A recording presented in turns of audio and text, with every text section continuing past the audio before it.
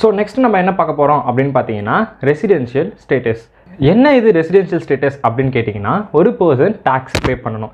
So அந்த person இந்தியாவில் ரெசிடெண்ட்டாக இருந்தால் மட்டும் டேக்ஸ் பே பண்ணால் போதும் அப்படின்றதுக்கு கண்டுபிடிக்கிறதுக்கு தான். ஸோ அந்த பர்சன் வந்து ரெசிடெண்ட்டாக இல்லை நான் ரெசிடெண்ட்டாக. ஸோ அவர் ரெசிடெண்ட்டாக இருந்தால் இந்தியாவில் டேக்ஸ் பே பண்ணணும், நான் ரெசிடெண்ட்டாக இருந்தால் என்னென்ன கண்டிஷன்லாம் சாட்டிஸ்ஃபை பண்ணியிருந்தாருன்னா அவர் வந்து டேக்ஸ் பே பண்ணணும் அப்படின்றது தான் வந்து பார்த்தீங்கன்னா இந்த ரெசிடென்ஷியல் ஸ்டேட்டஸ் அப்படின்ற இந்த டாப்பிக்கில் நம்ம பார்க்க போகிறோம். ஸோ ரெசிடென்ஷியல் ஸ்டேட்டஸ், இந்த ரெசிடென்ஷியல் ஸ்டேட்டஸ் அப்படின்னு எடுத்துக்கும் போது பர்சன், நான் வந்து ஃபஸ்ட் கிளாஸில் ஒன்று சொல்லியிருப்பேன், all the assessee are persons but all the persons are not assessee அப்படின்னு சொல்லியிருப்பேன் இல்லையா. ஸோ அதுதான் இந்த பர்சன். ஓகேங்களா. ஸோ பர்சன்ஸ் அப்படின்னு பார்த்தோன்னா 2 டைப்ஸ் இருக்காங்க. ஸோ ஃபஸ்ட் டைப் என்னென்னு பார்த்தீங்கன்னா இண்டிவிஜுவல் அண்ட் HUF. ஸோ அந்த இண்டிவிஜுவல் அண்ட் HUFல என்னென்ன வரும் அப்படின்னு பார்த்தீங்கன்னா, இண்டிவிஜுவலாக இருக்காரு இல்லை HUFஆ இருக்காங்க அப்படின்னா ஃபஸ்ட்டு என்ன பார்ப்போம், ரெசிடெண்ட்டாக இருக்காங்களா இல்லையான்னு பார்ப்போம். ஸோ அது செக் பண்ணுறது சில கண்டிஷன் இருக்குது, நம்ம பார்க்கலாம். ஸோ அதுக்கு அடுத்து நான் ரெசிடெண்ட்டான்னு பார்ப்போம். ஓகேங்களா. ஸோ இப்போ ரெசிடெண்ட்டாக இருந்தாங்க அப்படின்னா அடுத்து என்ன பார்ப்போம் அப்படின்னு பார்த்தீங்கன்னா ஆர்டினரி ரெசிடெண்ட்டான்னு பார்ப்போம். ஓகே. அதுக்கடுத்து என்ன பார்ப்போம் அப்படின்னு பார்த்தீங்கன்னா நாட் ஆர்டினரி ரெசிடெண்ட்டா அப்படின்னு பார்ப்போம். ஓகே. ஃபஸ்ட்டு வந்து இண்டிவிஜுவல் HUF அந்த டைப்பில் அவங்க வந்து ரெசிடெண்ட்டா இல்லை நான் ரெசிடெண்ட்டான்னு பார்ப்போம். இன்கேஸ் அவங்க ரெசிடென்ட் கண்டிஷனை சாட்டிஸ்ஃபை பண்ணிட்டாங்க அப்படின்னா ஓகே அவங்க ரெசிடென்ட். இப்போ அதுக்கு அடுத்த ஸ்டெப்பு அவங்க ஆர்டினரி ரெசிடெண்ட்டா நாட் ஆர்டினரி ரெசிடெண்ட்டா அப்படின்னு செக் பண்ணுவோம். ஸோ இது one type of person. So next type of person யார் அப்படின்னு பார்த்தீங்கன்னா அதர்ஸ் வந்துருவாங்க. அதர்ஸ் அப்படின்னும் போது கம்பெனி, அப்புறம் வேறு என்ன இருக்குது, ஃபேர்ம், பார்ட்னர்ஷிப், இதெல்லாம் இருக்கும் இல்லையா. ஸோ இந்த அதர்ஸ் அப்படின்னு எடுத்துக்கணும் ரெண்டு தான். என்னென்ன, resident in India, non resident in India. So இதுக்கு ordinary resident not ordinary resident வருமானு கேட்டால் வராது. ஏன் வராது அப்படின்னு கேட்டிங்கன்னா அவங்களுக்கு வந்து அந்த கண்டிஷனை சாட்டிஸ்ஃபை பண்ணவே தேவையில்லை. ஏன்னா இப்போ கம்பெனி இருக்குதுன்னு வச்சுக்கோங்களேன், கம்பெனி வந்து பார்த்திங்கன்னா இந்தியாவில் இருக்குது. ஓகேங்களா. இந்தியாவில் இருக்குது அப்படின்னா அது டேரெக்டாகவே அது இந்தியன் கம்பெனி தான். அப்போ அது ரெசிடெண்ட்டாக தான் இருக்கும் ஆல்வேஸ். கம்பெனி வந்து ஒரு 365 நாள் இருக்குன்னா ஒரு 100 நாள் வெளியூருக்கு போயிட்டு வரணும் அப்படின்னு கம்பெனி இங்கேருந்து போயிடுமா, போகாதில்ல. அது ஒரு பிளேஸு, அது அங்கே ஃபிக்ஸடாக தான் இருக்க போகுது. ஆனால் இதே நான் ஒரு person, I am a person because company also A artificial person. ஓகேங்களா. ஆனால் கம்பெனியால் இங்கேருந்து மூவ்மெண்ட் கொடுக்க முடியாது. ஆனால் நான் ஒரு பர்சன், நான் இந்தியாவில் வந்து பார்த்தீங்கன்னா ஒரு 365 நாளுக்கு வந்து 100 நாள் இருக்கேன், மிச்சம் இருக்க நாட்களில் நான் வந்து ஃபாரின்லேயோ எங்கேயோ இருக்கேன் அப்படின்னா அந்த டைமில் எனக்கு ரெசிடென்ஷியல் ஸ்டேட்டஸ் வந்து கால்குலேட் பண்ண முடியும். ஓகேங்களா. இதுவே கம்பெனி நான் ஒன்று ரன் பண்ணுறேன், company also is artificial person. அந்த கம்பெனி வந்து பார்த்தீங்கன்னா எங்கன்னா ஐ மீன் வெளியே எங்கன்னா போக முடியுமா, வெளியூருக்கு நான் ட்ரிப்பு போயிட்டு வரேன், கம்பெனி எங்கன்னா போக முடியுமா, முடியாதுல்ல. So company always resident in India. ஆனால் போஎம்னு ஒன்று இருக்குது, POEM அப்படின்னு சொல்லுவாங்க, பிளேஸ் ஆஃப் எஃபெக்டிவ் மேனேஜ்மெண்ட் அப்படின்னு சொல்லுவாங்க. கம்பெனி வெளியே இருக்குது, இப்போ ஃபாரினில் இருக்குது கம்பெனி அப்படின்னா பிளேஸ் ஆஃப் எஃபெக்டிவ் மேனேஜ்மெண்ட் இந்தியாவில் இருக்குது அப்படின்னா அதுக்கு நீங்கள் டேக்ஸ் பே பண்ணணும் அப்படின்றது ஒரு கண்டிஷன். ஓகேங்களா. இது சும்மா ஜென்ரல் திங், இதை ஞாபகம் வச்சுக்கிட்டா போதும். நம்ம போக போக வந்து இதை பற்றி இன்னும் ப்ரீஃபாக பார்ப்போம். ஓகே. ஸோ அடுத்து ஜென்ரல் பாயிண்ட்ஸ் என்னென்ன ஞாபகம் வச்சுக்கணும் அப்படின்னு பாருங்கள். Different for each previous year. என்னப்பா இது different for each previous year அப்படின்னு பார்த்தீங்கன்னா ஒரு ப்ரீவியஸ் இருக்கும் ஒரு சேஞ்சஸ் நடந்திருக்கும். ப்ரீவியஸ் இயர் அப்படின்றது என்னென்னா நம்ம போன கிளாஸில் பார்த்துருப்போம், அசஸ்மெண்ட் இயர் ப்ரீவியஸ் இயர்க்கான டிஃப்ரென்ஸ் நான் சொன்னேன். ஃபார் எக்ஸாம்பிள் 2015 வச்சுக்கோங்க, 2015 2023 வரைக்கும், 2015, 16, 17, 18, 19, 20, 21, 23. So 8 years. ஸோ இந்த 8 இயர்ஸில் ஒரே மாதிரி தான் நான் இருப்பேனா, அதாவது பார்த்தீங்கன்னா 100 நாள் நான் இந்தியாவில் இருக்கேன் அப்படின்னு சொன்னேன். அதே மாதிரி தான் இந்த 8 வருஷமும் 100 நாள் தான் இருந்திருப்பேன் நான் ஒரு வருஷத்துலையும் அப்படின்னு கேட்டால் கிடையாது. ஒரு வருஷத்தில் 100 நாள் இருந்திருப்பேன், இன்னொரு வருஷத்தில் 200 நாள் இருந்திருப்பேன், இன்னொரு வருஷத்தில் 50 நாள் இருந்திருப்பேன், இன்னொரு வருஷத்தில் 60 நாள், இன்னொரு வருஷத்தில் 10 நாள், இன்னொரு வருஷத்தில் இல்லாமல் கூட இருந்திருப்பேன் இல்லையா. ஸோ வருஷத்துக்கு ஏற்ற மாதிரி நான் வந்து பார்த்தீங்கன்னா சேஞ்ச் ஆகிட்டே இருப்பேன்.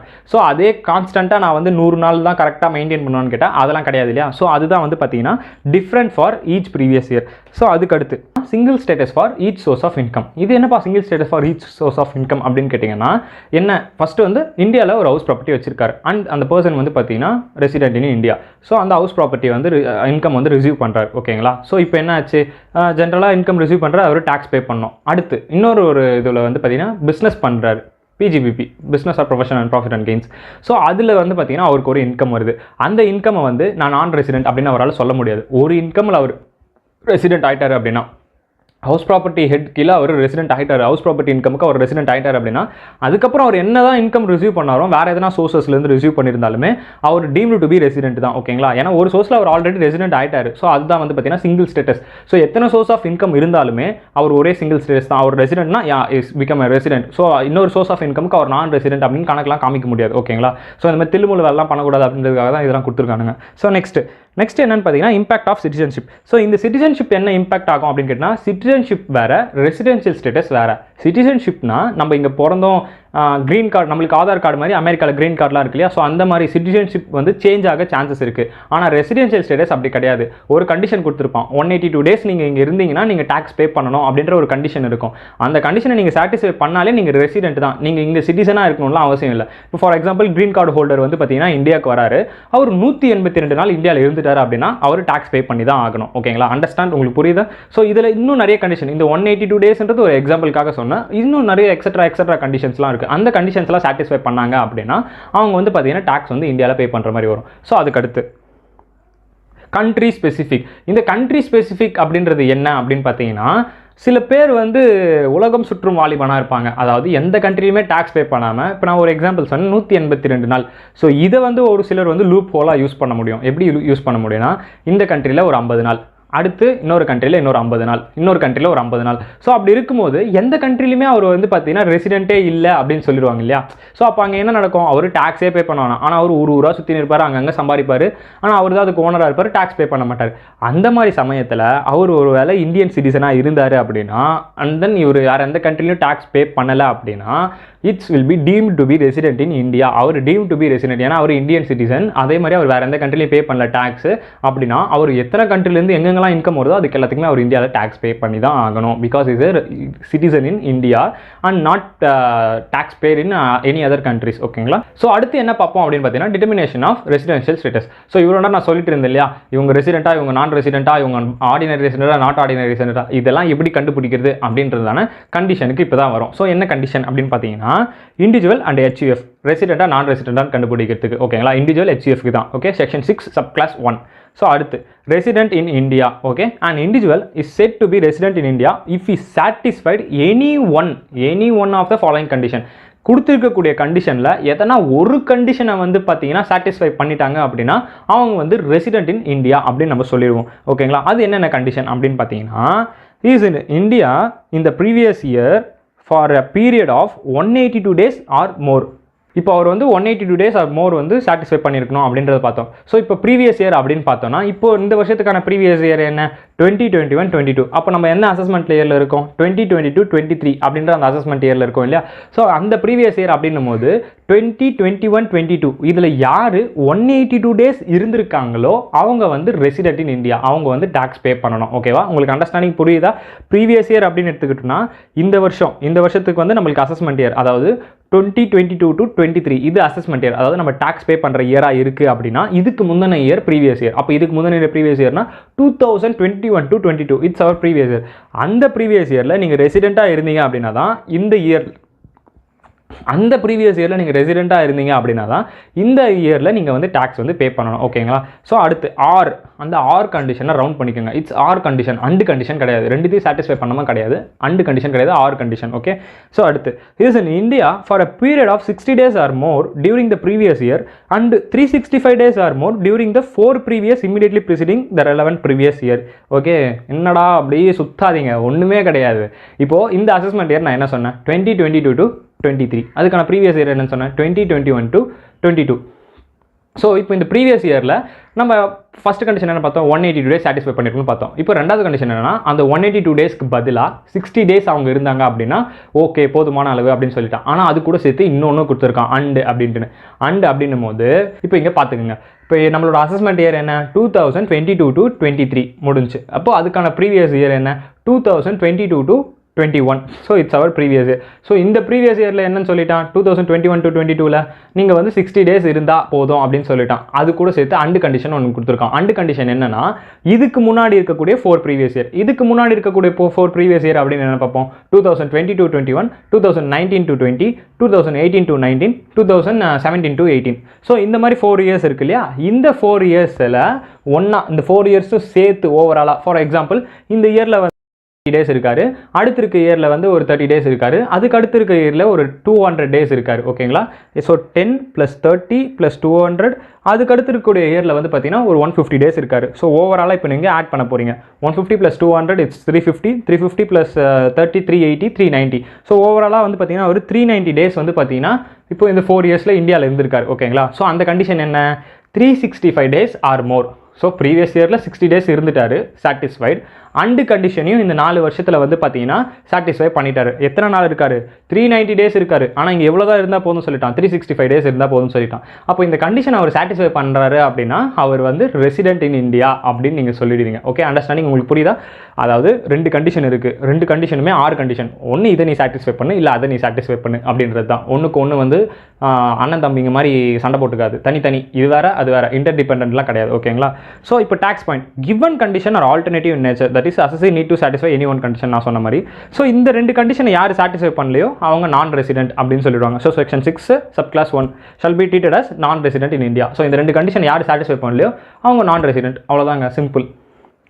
ஸோ அடுத்த பாயிண்ட், அடுத்து என்ன கொடுத்துருக்கான் அப்படின்னு பார்த்தீங்கன்னா, in case of an Indian or a person of Indian origin come to on visit to India during the previous year, modify condition 2 of section 6 sub clause 1 is applicable. So இங்கே என்ன அப்படின்னு கொடுத்துருக்கான் அப்படி பார்த்தீங்கன்னா, இப்போது இந்தியன் ஆரிஜின் அப்படின்றது என்னென்னா, நான் இந்தியாவில் பிறந்திருக்கேன், என் தாத்தா பாட்டி இந்தியாவில் இருக்காங்க, நான் பிறந்துட்டு என்ன பண்ணிட்டாங்க, ஃபாரின் கூப்பிட்டு போயிட்டாங்க.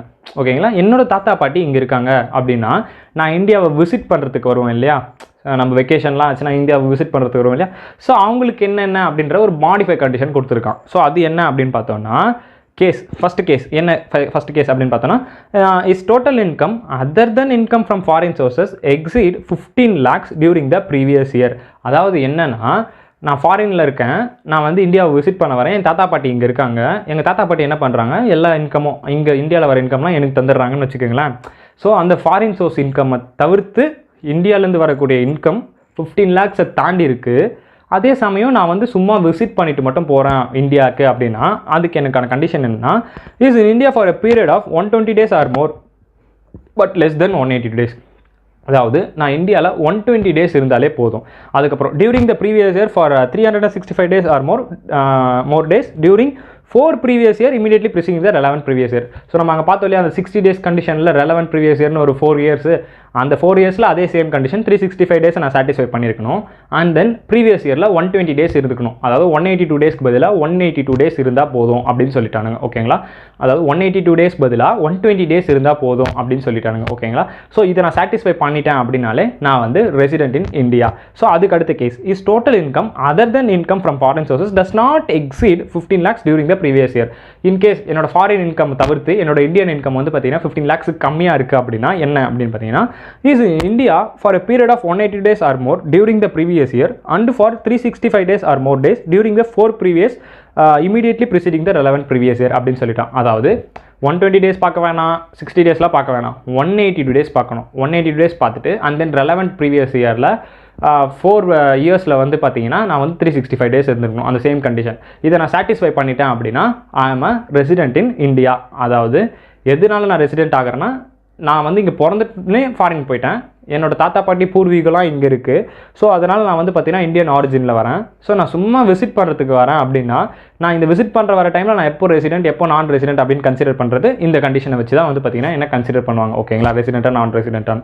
ஸோ அடுத்த case, so an individual shall be deemed to be resident in India if following condition are satisfied. அதாவது இந்த கண்டிஷன்லாம் சாட்டிஸ்ஃபை பண்ணிட்டாரு அப்படின்னா அவர் வந்து கண்டிப்பாக நீங்கள் ரெசிடென்ட் தான் அப்படின்னு சொல்லுவோம். நம்ம வந்து பிடிச்சி தள்ளி விட்டுருவோம். அந்த டீம்டு அப்படின்ற அந்த வார்த்தையை நல்லா ஞாபகம் வச்சுங்க. நம்ம வந்து பிடிச்சி தள்ளி விட்டுருவோம், இல்லைப்பா நீ இங்கே ரெசிடென்ட் தான் அப்படின்னு நம்ம வந்து தள்ளி விட்டுருவோம். என்னென்ன கண்டிஷன் அவர் சாட்டிஸ்ஃபை பண்ணிருக்கணும் அப்படின்னு பார்த்தோம்னா, first condition is citizen in India. அவர் வந்து சிட்டிசனாக இருக்கணும், இஸ் சிட்டிசன் ஆஃப் இந்தியா. ஓகேங்களா? செகண்ட் கண்டிஷன் என்னன்னா, is total income other than foreign income. ஓகேங்களா? Other than the income from foreign sources exceed 15 lakhs.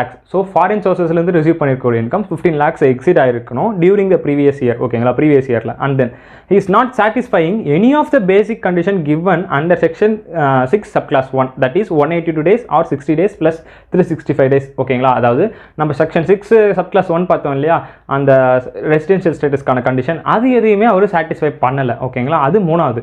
நாலாவது கண்டிஷன் என்ன அப்படின்னு பார்த்தீங்கன்னா, he is not liable to pay tax in any other country.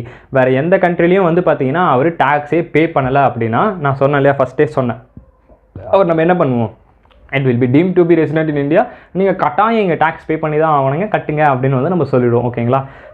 So இப்போ ஓவராலாக ஒரு example பார்ப்போம். என்ன எக்ஸாம்பிள் அப்படின்னு பார்த்தோம்னா, and a British nation to India for the first time during 2016 and 17. During the financial year 2016-17, 17-18, 18-19, 19-20, I was in India for 55 days, 60 days, 80 days, 160 days, 70 days. அதாவது எப்படி கொடுத்துருக்கான் அப்படின்னு பார்த்தீங்கன்னா 2016-17 வந்து பார்த்தீங்கன்னா அவன் 55 டேஸ் இருந்திருக்கான். 2017-18 வந்து பார்த்தீங்கன்னா அவன் 60 டேஸ் இருந்திருக்கான். 2018-19 வந்து பார்த்தீங்கன்னா 80 டேஸ் இருந்திருக்கான். 2019-20 வந்து பார்த்தீங்கன்னா 160 டேஸ் இருந்திருக்கான். ஓகேங்களா? ஸோ அதுக்கு அடுத்து அண்ட் 70 டேஸ் ரெஸ்பெக்டிவ்லி. அந்த 70 டேஸ் எப்போ இருந்திருக்கான் அப்படின்னு பார்த்தீங்கன்னா 2020-21 வந்து பார்த்தீங்கன்னா 70 டேஸ் இருந்திருக்கான். Determine is residential status for the assessment year 2021-22. ஓகேங்களா? Assessment year 2021-22. அப்போ இதுக்கான ப்ரீவியஸ் இயர் என்னவா இருக்கும்? 2020-21. This is the previous year. அப்போ 2020-21 தலைவர் எவ்வளோ நாள் இருந்திருக்காரு? 70 நாள் இருந்திருக்காரு. 70 டேஸ். ஓகேங்களா? இப்போ வந்து ஃபஸ்ட் கண்டிஷன் நம்ம பார்க்க போகிறோம். அதாவது செக்ஷன் 6 சப் கிளாஸ் 1 அந்த கண்டிஷனில் ஃபஸ்ட் கண்டிஷன் என்ன? 182 டேஸ் இருந்திருக்கணும் ப்ரீவியஸ் இயரில். சாட்டிஸ்ஃபை பண்ணனா? இல்லை. ஆனால் நம்மளுக்கு அது 6 கண்டிஷன் தானே, அண்டு கண்டிஷன் இல்லை. அப்போ செகண்ட் கண்டிஷன் பார்ப்போம். செகண்ட் கண்டிஷனில் நம்மளுக்கு என்ன?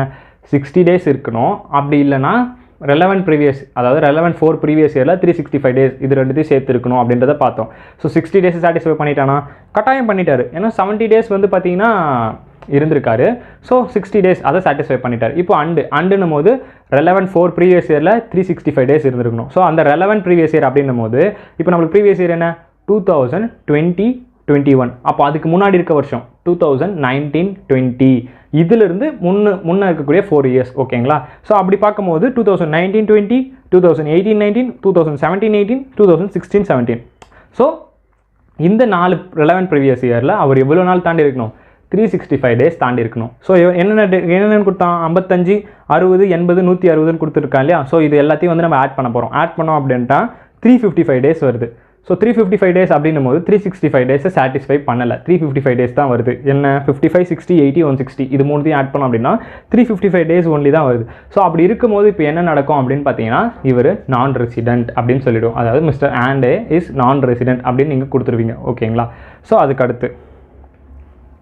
அதுக்கடுத்து என்ன பார்த்தோம்னா additional condition to test whether resident individual is ordinary resident or not. அதாவது நம்ம ஃபஸ்ட் டைப் ஒன்று பார்த்தோம், இண்டிவிஜுவல் அண்ட் ஹெச்யூஎஃப் அப்படின்ட்டு. அந்த இண்டிவிஜுவல் அண்ட் ஹெச்யூஎஃப்ல ரெசிடென்ட்டாக நான் ரெசிடென்ட்டாக பார்ப்போம். நம்ம பார்த்தோம். அதுக்கான ஒரு எக்ஸாம்பிள் பார்த்தாச்சு. இன்கேஸ் இப்போது போன எக்ஸாம்பிள் அவர் நான் ரெசிடென்ட் வந்துட்டார். இன்கேஸ் அவர் ரெசிடென்ட்டாக வந்திருந்தார் அப்படின்னா அவருக்கு நம்ம என்ன பண்ணுவோம் அப்படின்னு பார்த்தீங்கன்னா அடுத்து இருக்கக்கூடிய கண்டிஷனை பார்ப்போம். அது என்ன கண்டிஷன் அப்படின்னு பார்த்தீங்கன்னா அவர் ரெசிடென்ட் அண்ட் ஆர்டினரி ரெசிடென்ட்டா இல்லைனா ரெசிடென்ட் அண்ட் நாட் ஆர்டினரி ரெசிடென்ட்டா அப்படின்னு செக் பண்ணுவோம்.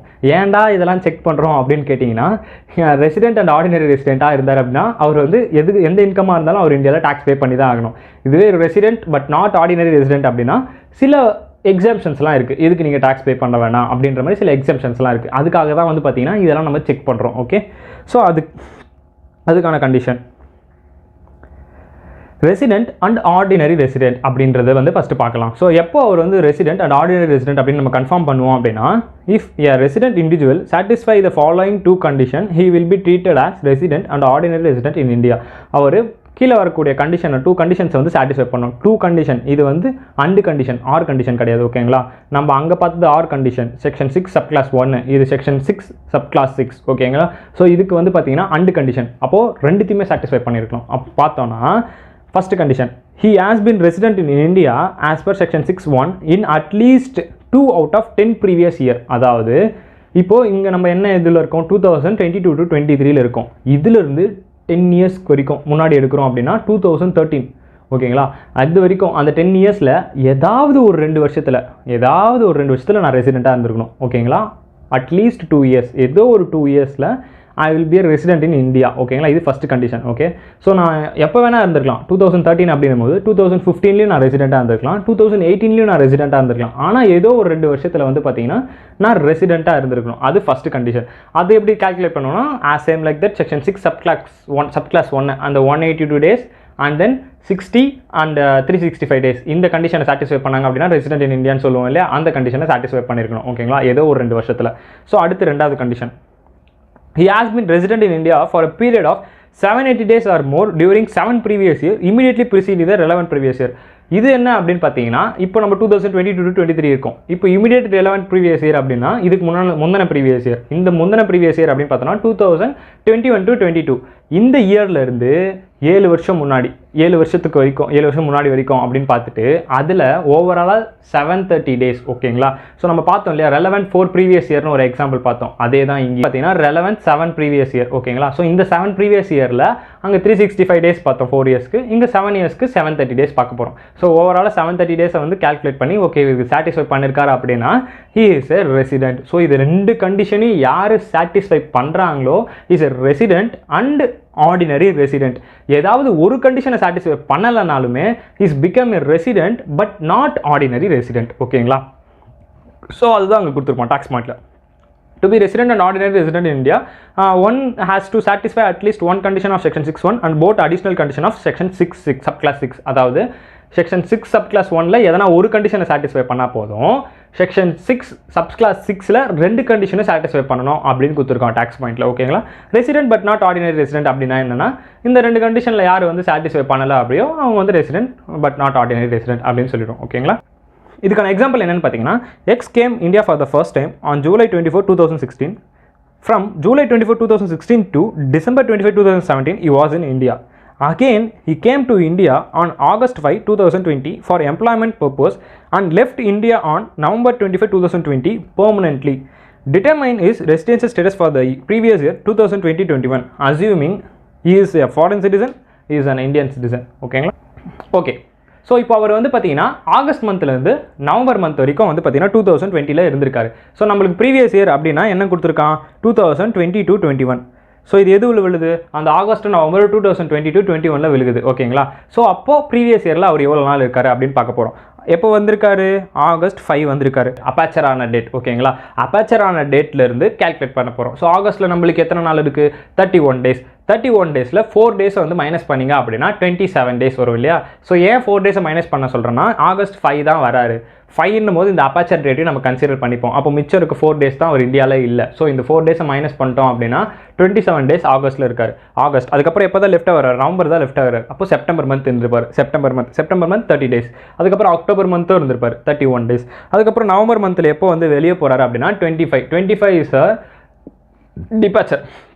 நவம்பர் 25 தான் வந்து பார்த்தீங்கன்னா வெளியே போகிறாரு. November is our departure date. So அந்த 25 டேஸை கன்சிடர் பண்ணிப்போம் நவம்பருக்கு ஓகேங்களா. ஸோ இப்போ ஓவராலாக அது 3த்தையும் ஆட் பண்ணிட்டோம் அப்படின்னா 113 டேஸ் வந்து பார்த்தீங்கன்னா அவர் வந்து ப்ரீவியஸ் இயரில் இருந்திருக்காரு ஓகேங்களா. ஸோ நம்மளோட கண்டிஷன் என்ன செக்ஷன் 6 subclass 1 கண்டிஷன் என்ன 180 டேஸ் இருந்திருக்கணும். செகண்ட் கண்டிஷன் 60 டேஸ் இருந்திருக்கணும். இது 2 தான்ட்டானே 180 டேஸ் கண்டிஷனை சாட்டிஸ்ஃபை பண்ணியிருக்காரா இல்லை. செகண்ட் கண்டிஷனில் 60 டேஸை சாட்டிஸ்ஃபை பண்ணிட்டாரு. இப்போ அடுத்து அண்டுக்கு போவோம் இல்லையா. And 365 days relevant previous year relevant 4 previous year இல்லையா. ஸோ அந்த 4 ப்ரீவியஸ் இயரில் அவர் வந்து 365 டேஸ் இருக்காரா அப்படின்னு வந்து இப்போ செக் பண்ண போகிறோம் ஓகேவா. ஸோ அது செக் பண்ணுறதுக்கு என்னென்ன பண்ணுவோம். இப்போ நம்மளோட ப்ரீவியஸ் இயர் என்ன 2020-21. அப்போ அதுக்கு முந்தின ப்ரீவியஸ் இயர் 2019-20. அதுக்கு முந்தின ப்ரீவியஸ் இயர் 2018-19. அதுக்கு முந்தின ப்ரீவியஸ் இயர் 2017-18. அதுக்கு முந்தின ப்ரீவியஸ் இயர் 2016-17 ஓகேங்களா. ஸோ இப்போ 2016-17 அவர் வந்து ஃபஸ்ட் டைம் வந்தது 2016-17 தான். ஸோ அப்போ வந்தபோது அவர் எப்போ வந்திருக்காரு அப்படின்னு பார்த்தீங்கன்னா July 24 வந்து பார்த்தீங்கன்னா வந்திருக்காரு. July 24 வந்திருக்காரு அப்படின்னா ஜூலையில் மொத்தம் எத்தனை நாள் இருக்குது 31 டேஸ் இல்லையா. அப்பாச்சர் ஆன டேட்லேருந்து பார்ப்போம் இல்லையா 24, 25, 26, 27, 28, 29, 30, 31 8 டேஸ் ஓகே. ஓவராலாக வந்து பார்த்தீங்கன்னா ஜூலையில் 8 டேஸ் இருந்திருக்காரு. ஜூலையில் 8 டேஸ். அதுக்கப்புறம் எப்போ தான் ரிலீவ் ஆகிறாரு டிசம்பர் 25, 2017 தான் வெளியே போகிறாரு. 2016 ஜூலை வந்துட்டு அதுக்கு அடுத்த வருஷம் டிசம்பர் 2017 தான் போகிறாரு இல்லையா. ஸோ அப்போ கேல்குலேட் பண்ணுவோம். இப்போ ஜூலையில் 8 டேஸ் இருந்தார். அடுத்து ஆகஸ்ட்டில் 31, செப்டம்பரில் 30, அக்டோபரில் 31, நவம்பரில் 30, டிசம்பரில் 31, ஜனவரியில் 31, பிப்ரவரியில் 28, மார்ச்சில் 31. அதுக்கு அடுத்த வருஷம் ஏப்ரலில் 30, மேல 31, ஜூனில் 30, ஜூலையில் 31, ஆகஸ்ட்டில் 31, செப்டம்பரில் 30, அக்டோபரில் 31, நவம்பரில் 30. எப்போ ரிலீவ் ஆகிறாரு டிசம்பர் 25 வெளியே போயிட்டாரு. ஸோ டிசம்பர் 25 வெளியே போயிட்டாருன்னா அந்த 25 டேட் அப்படியே கன்சிடர் பண்ணி போயிடலாம் டிசம்பருக்கு. அதுக்கப்புறம் எப்போ தான் திரும்ப வராரு ப்ரீவியஸ் இயரில் தான் திரும்பவுமே வராரு. அதுக்கு அடுத்து இருக்க 2 வருஷத்தில் அவர் இல்லவே இல்லை ஓகேங்களா. ஸோ இப்போ இதெல்லாத்தையும் ஓவராக டோட்டலாக ஆட் பண்ண போகிறோம். ஸோ 2016-17 ப்ரீவியஸ் இயரில் 251 டேஸ் இருந்திருக்காரு. 2017-18 ப்ரீவியஸ் இயரில் 269 டேஸ் இருந்திருக்காரு. ஸோ டேரெக்டாக எடுத்து உடனே தெரிஞ்சிச்சு 400 எங்கேயோ தாண்டி போயிடுச்சு. அப்படி இருக்கும்போது இவர் இப்போ என்ன அந்த கண்டிஷனை சாட்டிஸ்ஃபை பண்ணிட்டார். செக்ஷன் 6 subclass 1 அதாவது 60 days and 365 days during the 4 relevant previous year இது 2 சாட்டிஸ்ஃபை பண்ணிட்டாருன்னா இவர் வந்து நம்ம ரெசிடென்ட் அப்படின்னு சொல்லிடுவோம். ஸோ இப்போ அடுத்த கண்டிஷன் போகிறோம். அடுத்த கண்டிஷன் என்ன ரெசிடென்ட் பட் ஆர்டினரி ரெசிடென்ட்டா இல்லை நாட் ஆர்டினரி ரெசிடென்ட்டா அப்படின்றத கண்டுபிடிப்போம் இல்லையா. அதுக்கு என்னென்ன கண்டிஷன் சாட்டிஸ்ஃபை பண்ணியிருக்கோம் அப்படின்னு பார்த்தீங்கன்னா 2 கண்டிஷனை சாட்டிஸ்ஃபை பண்ணியிருக்கோம்னு பார்த்தோம். ஃபர்ஸ்ட் கண்டிஷன் என்ன அப்படின்னு பார்த்தோம்னா அட்லீஸ்ட் 2 ப்ரீவியஸ் இயர், ஓகேங்களா, அட்லீஸ்ட் 2 ப்ரீவியஸ் இயர் வந்து பார்த்தீங்கன்னா 10 இயர்ஸில் அட்லீஸ்ட் 2 ப்ரீவியஸ் இயரில் அவர் வந்து ரெசிடெண்ட்டாக இருந்திருக்கணும் அப்படின்றத பார்த்தோம். ஸோ அந்த 10 இயர்ஸில் அட்லீஸ்ட் 2 ப்ரீவியஸ் இயரில் ஒரு ரெசிடெண்ட்டான்னு கேட்டால் ஆமாம் ரெசிடெண்ட். எப்படி சொல்கிறேன் அப்படின்னு பார்த்தீங்கன்னா 2016-17 251 டேஸ் இருந்திருக்காரு. 251 டேஸ் அப்படின்றது வந்து பார்த்தீங்கன்னா 182 டேஸை தாண்டி இருக்குது. ஸோ அதில் ஒரு கண்டிஷனை சாட்டிஸ்ஃபை பண்ணியிருக்காரு. எதில்? செக்ஷன் 6 சப்ஸ்கிளாஸ் 1 அந்த கண்டிஷனில் ஒரு கண்டிஷனை சாட்டிஸ்ஃபை பண்ணாலே போதும் இல்லையா, அது ஆர் கண்டிஷன் தானே. ஸோ அதை சாட்டிஸ்ஃபை பண்ணிட்டாரு. அடுத்த வருஷம் 17-18 269 டேஸ் இருந்திருக்காரு. இங்கேயுமே 182 டேஸை தாண்டிட்டார். அப்போனா அவர் செக்ஷன் 6 சப்கிளாஸ் 6ல் ஃபஸ்ட்டு கண்டிஷனை சாட்டிஸ்ஃபை பண்ணிட்டார். அதாவது ரெசிடெண்ட்டாக பட் நாட் ஆர்டினரி ரெசிடெண்ட்டாக கண்டுபிடிக்கிறதுல ஃபஸ்ட்டு கண்டிஷனை சாட்டிஸ்ஃபை பண்ணிட்டார். இப்போ செகண்ட் கண்டிஷனை பார்க்க போகிறோம். செகண்ட் கண்டிஷன் என்ன? 7 ப்ரீவியஸ் இயரில் 730 டேஸ் இருந்திருக்கணும். இமீடியட்லி ரெலவெண்ட் 7 ப்ரீவியஸ் இயரில் 730 டேஸ் இருந்திருக்கணும். ஸோ இப்போ 7 இயர்ஸ் எடுக்க போகிறோம். ஸோ இவர் வந்து எப்போ தான் ஃபஸ்ட் டைமே வந்திருக்காரு? 2016 தான் ஃபஸ்ட் டைமே வந்திருக்காரு அப்படின்னா அங்கேருந்தே நம்ம எடுத்துக்கலாம். ஸோ அங்கேருந்து எடுத்துக்கிறோம் அப்படின்னா இது ரெண்டுத்தையும் ஆட் பண்ணிட்டோம் அப்படின்னா 10 1 12 120 டேஸ் தான் வருது. 730 டேஸ் வரல. ஸோ 730 டேஸ் கண்டிஷனை சாட்டிஸ்ஃபை பண்ணலை. செக்ஷன் 6 சப்கிளாஸ் 6 பொறுத்த வரைக்கும் 2 கண்டிஷனை சாட்டிஸ்ஃபை பண்ணால் தான் ரெசிடென்ட் அண்ட் ஆர்டினரி ரெசிடென்ட் அப்படின்னு சொல்லுவோம். ஸோ இதில் வந்து ஒரு கண்டிஷனை சாட்டிஸ்ஃபை பண்ணிட்டு ஒரு கண்டிஷனை சாட்டிஸ்ஃபை பண்ணலை அப்படின்னா resident but not ordinary resident சொல்லுவோம். ஸோ அப்போ இந்த இடத்துல mister X is resident but not ordinary resident அப்படின்னு சொல்லி உங்கள் சம்மை நீங்கள் ஃபினிஷ் பண்ணிடணும். ஓகேவா?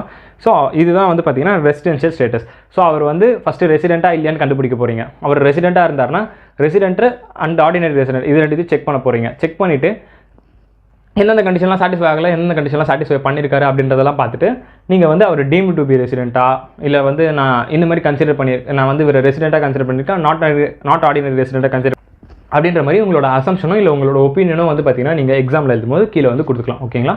ஸோ அதை எடுத்து இன்சிடென்ஸ் ஆஃப் டேக்ஸ். என்னடா இது இன்சிடென்ஸ் ஆஃப் டேக்ஸ்? இப்போ இவ்வளோ நேரம் வந்து நம்ம ரெசிடெண்ட்டாக நான் ரெசிடெண்ட்டாக ஆர்டினரி ரெசிடெண்ட்டாக நாட் ஆர்டினரி ரெசிடெண்ட்டாக கண்டுபிடிச்சிட்டோம். ஸோ அதுக்கான ஒரு சின்ன example. So nature of income.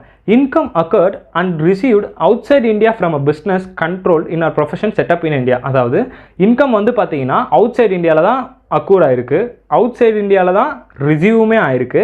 ஆனால் பிஸ்னஸோட கண்ட்ரோல் அண்ட் செட்டப் அதாவது போயம் அதாவது பிளேஸ் ஆஃப் எஃபெக்டிவ் மேனேஜ்மெண்ட் எங்கே இருக்குது அப்படின்னு பார்த்தீங்கன்னா இந்தியாவில் இருக்குது. ஓகேங்களா?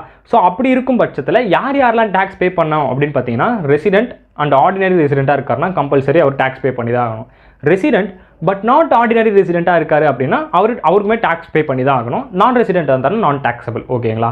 So place of effective management இந்தியாவிலிருந்து இன்கம் வந்து அவுட் சைட் இந்தியாவில் ரிசீவ் ஆயிருக்கு. இந்தியா அக்கூர் ஆனதும் அவுட் சைட்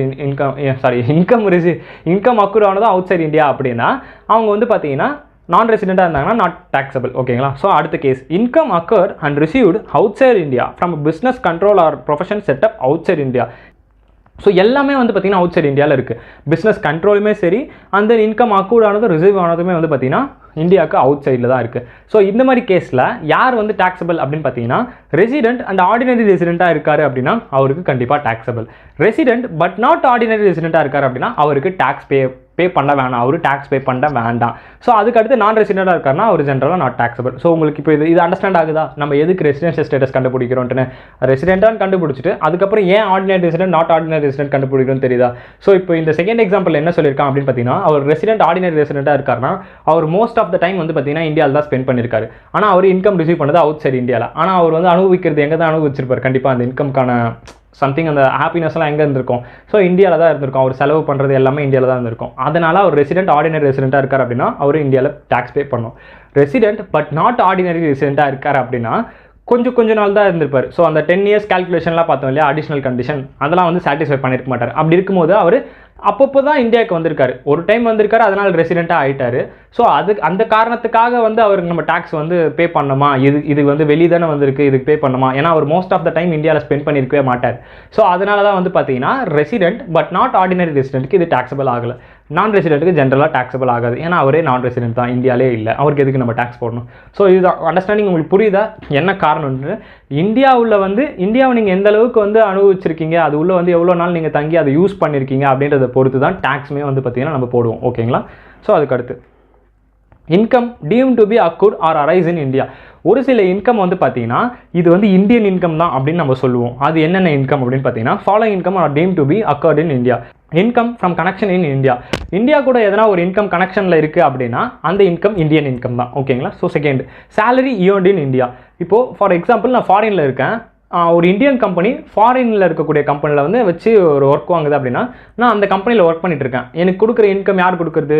இந்தியா தானே கொடுக்குது. ஏன்னா அது இந்தியன் கம்பெனி தானே. ஃபாரினில் இருக்குது அப்படின்ற காரணத்துக்காக அது ஃபாரின் கம்பெனி ஆகிடுமா, இல்லை ஃபாரினர்ஸ் அவங்க வந்து எனக்கு இன்கம் தராங்க? இந்தியா தான் தருது. ஸோ அந்த இன்கம்மே deemed to be income in India அப்படின்னு தான் சொல்லுவாங்க. ஓகேங்களா? ஸோ எனக்கு சேலரி கொடுக்கும் போதே டிடிஎஸ் பிடிச்சிருவாங்க இந்தியாவில். டிடிஎஸ் பிடிச்சிட்டு தான் எனக்கு சேலரியை வந்து பார்த்தீங்கன்னா கொடுப்பாங்க. ஸோ அடுத்து மூணாவது, salary from government by an Indian citizen for service rendering outside India. அதாவது கவர்மெண்ட் வந்து ஒரு சேலரி கொடுக்குது ஒரு பர்சனுக்கு. என்னன்னா இந்தியன் கவர்மெண்ட்டுக்கு ஏதோ ஒரு சர்வீஸை ரெண்டர் பண்ணுறது. இந்த வேர்ல்டு ஹெல்த் ஆர்கனைசேஷன்ஸ்லாம் சொல்லுவாங்க இல்லையா, ஐநா சபை சம்திங், இந்த மாதிரி பீஸ் கார் SAARCலாம் சொல்லுவாங்க. ஸோ இவங்கெல்லாம் வந்து பார்த்தீங்கன்னா ஒரு மீட்டிங் மாதிரி போட்டு இவங்க தூது அனுப்புறது அந்த மாதிரிலாம் பண்ணுவாங்க இல்லையா. ஸோ இந்த நாட்டுக்காக நான் போய் ப்ரெசென்ட் ஆகிறேன், இந்த நாட்டுக்காக ஒரு நாட்டுக்காக ஒருத்தர் வந்து ப்ரெசென்ட் ஆவாங்க. ஸோ இவங்கெல்லாம் ப்ரெசென்ட் ஆகிறாங்கன்னா சும்மா போயிட முடியுமா அவனால்? சும்மா வந்து கூட்டு போயிட்டு ஃப்ளைட்டில் இறக்கி விட்ருவோம்னா? ஸோ இதுக்கெலாம் வந்து பார்த்தீங்கன்னா இந்தியன் கவர்மெண்ட் தான் வந்து மணி தரும் இல்லையா. ஸோ இதுவுமே வந்து பார்த்தீங்கன்னா இந்தியன் இன்கம் அப்படின்னு தான் சொல்லுவோம். அப்படின்ட்டு deem to be Indian income தான் அதையும் கன்சிடர் பண்ணுவோம் அப்படின்னு சொல்லி இங்கே கொடுக்கும்போது டிடிஎஸ் பிடிச்சிருவோம். ஓகேங்களா? ஸோ அதுக்கடுத்து income from dividend paid by an Indian company. ஒரு இந்தியன் கம்பெனி டிவிடெண்ட் எதனா கொடுக்குது அப்படின்னா அதுவுமே income deem to be accrue or rise in India. ஓகேங்களா? ஸோ அதுக்கடுத்து income from interest payable by specified person.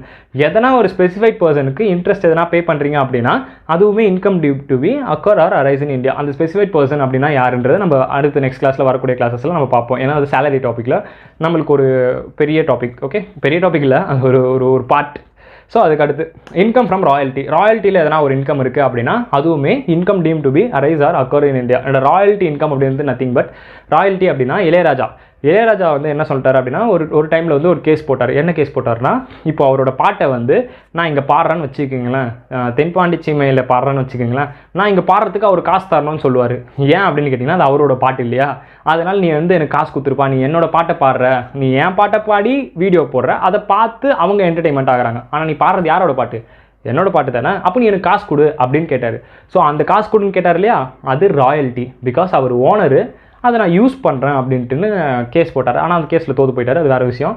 So அதுதான் வந்து பார்த்தீங்கன்னா உங்களுக்கு ராயல்ட்டி. அந்த மாதிரி எதனா ஒரு இன்கம் வந்து ரைஸ் ஆகுது அப்படின்னா அதுவுமே வந்து பார்த்தீங்கன்னா இந்தியன் இன்கம். ஸோ அதுக்கடுத்து income from technical service. Any technical service இந்தியாவிலேருந்து ரெண்டர் ஆயிருக்கு அப்படின்னா அதுவுமே income or arise in India தான். ஓகேங்க.